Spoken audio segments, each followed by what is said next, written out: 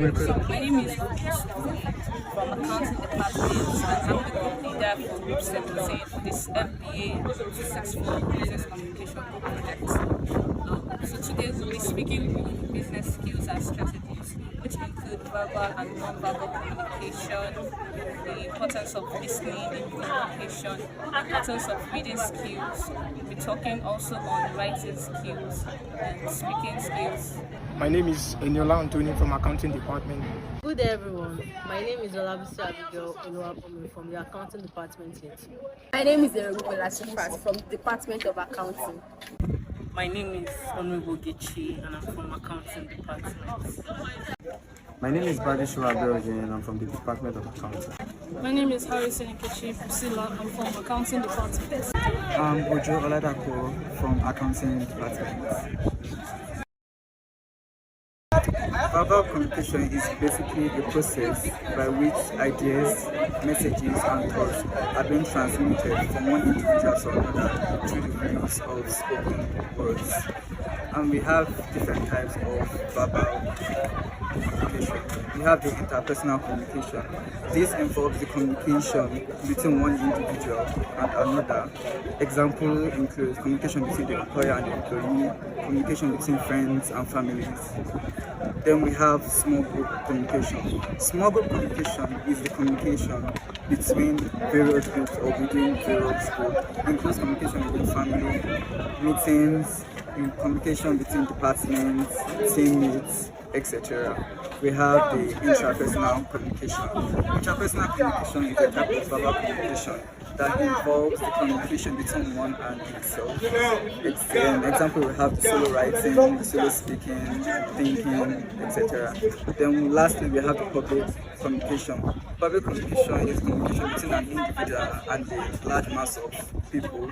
Here we have election, we have campaigns, we have teaching, etc. Then moving on to non-verbal communication. Non-verbal communication is the transmission of messages, signals, ideas and thoughts through means which are not verbal. Here we have body language, facial expressions, we have signs with our hands and gestures, etc. Then types of non-verbal communication. Here we have body language, it involves facial expression. We have distance, keeping a particular distance between someone passing you without you having to speak. Then we have physical appearance, your clothing, your style. We have voices, when you gasp, when you cry, when you laugh. It also pass an information across one another. We have touch, slapping, handshaking, hugging to pass a different meaning. Then we have eye, making eye contact, blinking, to also pass a different meaning to one another. Then why is verbal communication important? Firstly, we have clarity.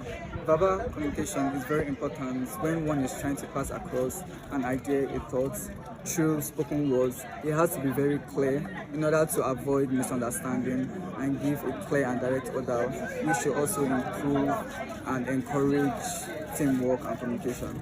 So we have motivation. Verbal communication is very important because of when one tries to pass across information to one another, during the process he or she can inspire the receiver of such information in order to do better both in their personal performance and their professional performances. Then we have save time. Verbal communication is very efficient in saving time. Since one doesn't have to rely on written communication, verbal communication tends to lead to immediate feedback, which will also lead to immediate problem resolution, immediate discussion and decision making in general. Why is non-verbal communication important? First, we have understanding and retention. Non-verbal communication is important for when an individual is trying to pass across an idea, an expression, or a thought. He or she will have to emphasize using body gestures, facial expressions, in order to make a very clear and detailed meaning behind whatever he or she is trying to pass across. Then we also have the workplace. Non-verbal communication is important in the workplace, by which it tends to promote and maintain professional relationship during the workplace, in order to help to make everything look more confidential, pass across information which could serve as an evidence for later discussions and meetings. Then non-verbal communication, lastly, is also important in emphasizing on various main points. Yes, when one tries to gesture themselves on main points by which they are trying to cross across in various information, the receiver will tend to know this is what I am here to capture, and this is the information I should not lose or set aside. Listening is the ability to accurately receive and interpret messages in communication process. Listening, often mistaken as hearing, requires much more than some people think. It is common that people often hear what is being said, but hearing is a lot more different from listening. To listen, we need to make a conscious effort, not just to hear what people are saying, but to also take it in, digest it, and have a proper understanding of it. Listening also enhances our ability to understand better and make us a better communicator. Listening is a key to an effective communication. Without the ability to listen effectively, messages are easily misunderstood. Importance of listening in communication. Listening is the foundation of all communication. The better a person is at listening, the more likely it is to understand him. Listening also helps to develop better problem-solving skills. Listening can help us manage conflicts more effectively. Listening also helps us to build trust. It enhances our performance as leaders.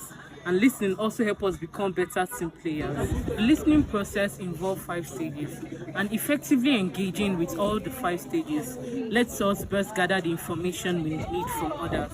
The first stage, receiving. Receiving is the first stage in the listening process. It is the intentional focus on the speaker's message, which happens when we filter out other sources so that we can isolate the message and avoid confusing mixture of incoming stimuli. At this stage, we are only still hearing the message. The second stage, understanding. The second stage in the listening process is the understanding stage. Understanding or comprehension is a shared meaning between parties in communication transaction. This is the stage during which the listener determines the context and meaning of the words he or she hears. The third stage, remembering. In the listening process, remembering stage occurs as the audience categorizes and recalls and retains the information they have gathered from the speaker for future access. The result, that is memory, allows the listener to record information about people, objects, and events for later recall. This process can happen both during and after the speaker's delivery. The fourth stage, evaluating. During the evaluating stage, the listener determines whether or not the information they have heard and understood from the speaker is well constructed or disorganized, biased or unbiased, true or false, significant or insignificant. They also ascertain how and why the speaker has come up and conveyed the message they are delivered. This may involve consideration of a speaker's personal and professional motivation and goal. The last stage, responding. The responding stage is the last stage in the listening process, in which the listener provides the speaker with a verbal or non-verbal reaction. This kind of response can be purposeful or unintentional. Okay, I'll be taking us through effective listening skills. So you as a listener, for communication to be successful, there is a role to be played by both the speaker and the listener. So you as a listener, what are you to do for communication to be effective? As we all know in management, for something to be effective, there has to be achievement of goal. So what's the goal of communication? Is to ensure that information is fully shared between the two parties. So what are you to do as a listener for you to achieve this goal? First thing you need to do is stop talking. While listening, you don't talk. The another thing you need to do is show interest, as this helps you to have a focus. Another thing you need to do is ask questions. If you're not clear about something, ask for clarification. Another thing you need to do is maintain eye contact. This helps to keep your focus alive. You take notes. This aids remembrance. In process, probably you forgot something, you can quickly go over what you put down. The another thing you need to know is divide judgment. You don't judge in between the conversation. You divide to the end. Then the last thing here is be open for new idea. Be open. Right. Another thing I will be taking us through is barrier to effective listening. We have 4 major barriers to effective listening, categorically, which are physiological barrier, we have physical barrier, we have attitudinal barrier, and we have cultural barrier. If we say physiological barrier, what does it mean? It refers to barrier that results from person's medical condition.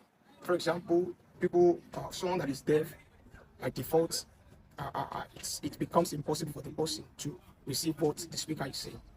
Then the second one, as I mentioned, is physical barrier. This refers to barrier that result from distractions from the environment. For example, noise from ceiling fan, AC, noise from ceiling fan, AC. Then another thing we need to, another example there is overheated room. This makes one to be uncomfortable, and all this disrupt the listening process. Then the third one here is attitudinal barrier. It refers to barrier that result from person's attitude toward things. One of the examples here is egocentrism. They believe that you are inferior, like you are superior, you know more than something. This disrupt listening process. It makes the listener not to be able to fetch everything the speaker is actually saying. It's part of attitudinal barrier. Then cultural barrier results from differences in culture. For example, accent. Let's take accent as an example. Accent differs from one location to another. It differs between countries. Countries and countries differs. Maybe state to state it differs. Let me give a very simple example of this. Some of us as Nigerians, if those British or American they are speaking, we find it very difficult to hear what they are saying. This is an example of what we mean by cultural barrier. So, reading skills. Reading is the process of interpreting written languages. It's the process of looking at a series of written symbols and getting meaning from them. When we read, we use our eyes to receive written symbols, which could be letters, punctuation marks, or spaces. And we use our brains to convert them into words, sentences, and paragraphs that communicate something to us. So, importance of reading. Reading broadens the mind. It gives a certain level of empathy. It makes one more knowledgeable. It helps to stimulate imagination, and it helps with written and verbal communication skills. There are different types of reading techniques. First, we have what we call skimming. And skimming basically is going through the text to grasp the main idea. And another technique is scanning. Scanning is quickly scuttling across the sentences to get a particular piece of information. Intensive reading is close reading that aims at accuracy of comprehension. Extensive reading is reading for pleasure to develop general reading skill, and it is more of an unofficial activity. Speaking can simply be referred to as a way or the process of expressing your opinion or thought in various ways or in various measures. For effective speaking, there are various things you need to take into consideration. To speak very well and to speak effectively, you need to be audible. Secondly, the speaker must know the message or must have the understanding about the message he wants to pass on to the people he wants to speak onto. Then lastly, the person must have a concise meaning about what you are passing on to the people. Then the last thing about speaking is that you need to have a purpose of speaking. And what is the purpose of speaking? The purpose of speaking is classified into two: interactional and you have the transactional. Now for transactional, it is message dependent, meaning that you are only focusing about the message. Then interactional, you are looking at what? The feedback, that is centered on feedback. Now furtherly, it can be classified into other points, which are the personal, descriptive, interactive, instructive, and question. Thank you. On purpose of speaking, comparison. Now, when we are speaking, we like to make comparison between two or more objects, ideas, or opinions to make judgments and imagination. Speaking helps our imagination. It helps us to create mental images of people, places, events, and objects. Speaking is also used for making prediction about the future. Interpretation. Speaking is used for exploring meanings, creating hypothetical deductions, and considering inferences. Persuasion. Speaking is also used to change other people's opinions on certain subject matters. Explanation. Speaking is used to explain, clarify, support ideas and opinions. Now, information, which is the main and important one. Speaking is used to pass information, share information with other people. Now, the skills in speaking. Fluency. Now, your ability in speaking easily, reasonably, quickly, and without having to stop and pause a lot, that tells a lot about your fluency. Vocabulary. Being a good speaker means constantly growing your vocabulary. The more interesting words you know, the stronger your speaking skills.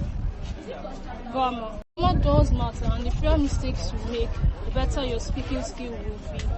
It's also a good idea to make sure you have mastered the major words. Pronunciation is a complex area with a lot of sub-skills that can be practiced. The basic rule of thumb is that an average speaker can speak and be understood. A skilled speaker can use the sub-skills of pronunciation to emphasize and make the communicative effects of their speech more impactful. The sub-skills of pronunciation includes word and sentence stress, intonation, rhythm, and the use of the individual sound of words.